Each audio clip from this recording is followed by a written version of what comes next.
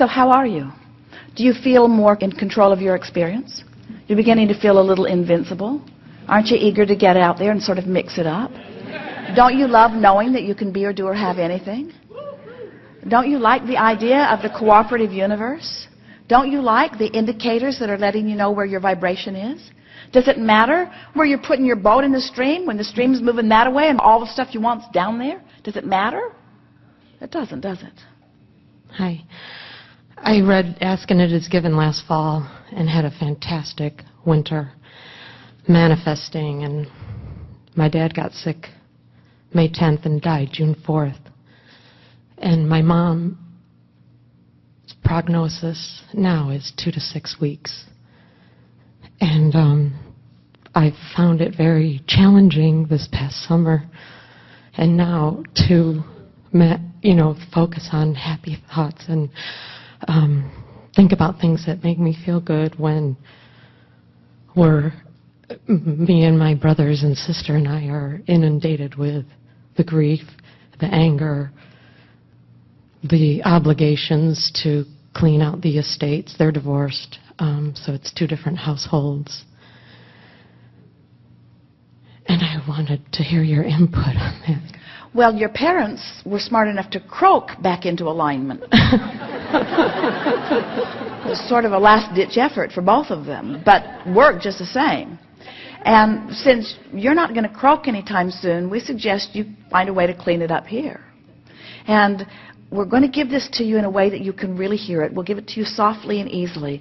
But we so want all of you to hear this relative to the subject of the people that you care about making their transition. So there are 2 big points that we want you to hear. And when you do, you'll feel better. First, when someone that you care about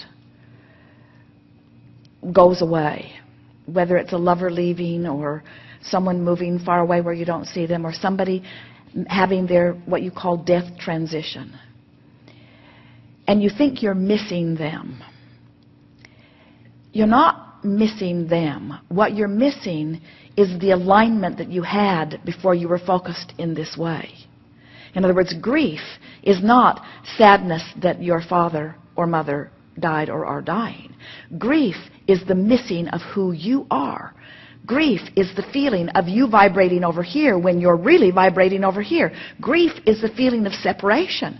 And we know it's easy to say, yes, but I feel this grief because of that. But we say, put a different because of it. Instead of saying, I feel this grief because of something I can't do anything about. I can't make my dad come back and I can't keep my mom from going. I feel this grief because I'm focused in a way that has me separated. You can do something about that, you see. So the grief you feel is always you not letting yourself be who you are. And we know you feel like that's plenty good reason, but we've got to say to you there is no good reason ever to separate yourself from who you are. So that's the first thing we want to say to you.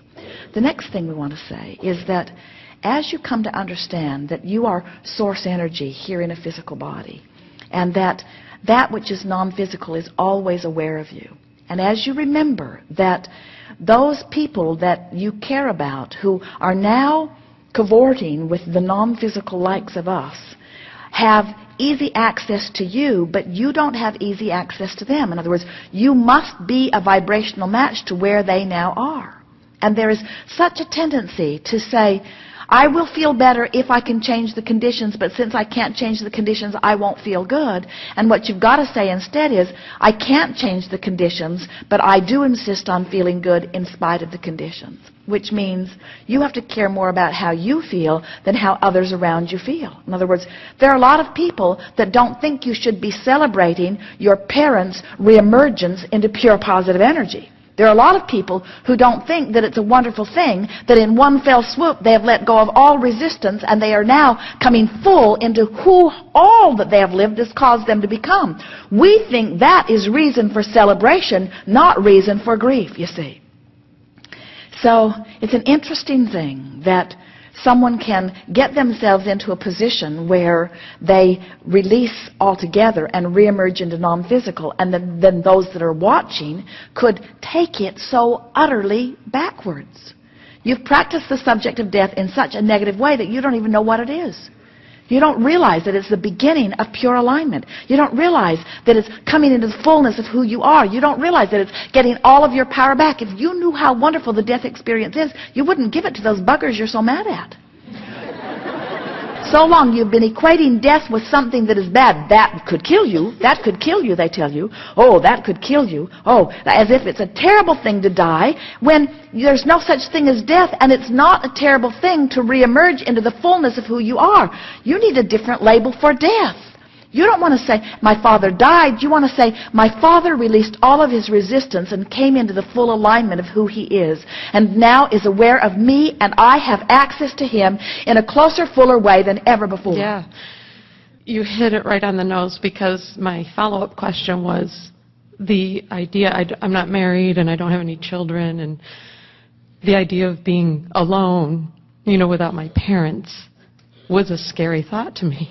But I'm an adult. I shouldn't be afraid of that, After Esther's parents died, Esther started introducing them to people as, we're Jerry and Esther, we're both orphans. To try to make fun of that. In other words, that was a little levity that didn't go over very well. You're still sort of hung up on that death thing, aren't you? Here's the thing that we really want you to hear, and it's what we said before, but you couldn't hear it, but now you can.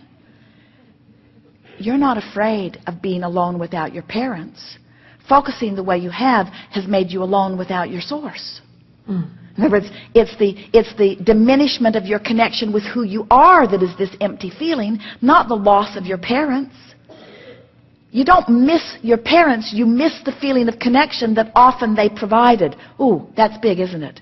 You don't miss your lover, you miss the feeling of connection that your lover sometimes helped you to make. You're not missing your parent that is dead or dying. You're missing the connection that you associate with security or with someone loving you. And we want to say to you, you'll never be separated from let's put it in a different way. The source within you will never stop focusing upon you and will never not be there for you and will never cease to call you toward it. But sometimes you can fixate on things that don't let you go. But you'll get over it because it's not natural for you to feel that way. And while all this hubbub over all of this is sort of insisting that you keep focusing there, so you're more out of whack than you've been in a long, long, long, long time. You're more out of whack now than you've ever been in your life because of all of this, you see.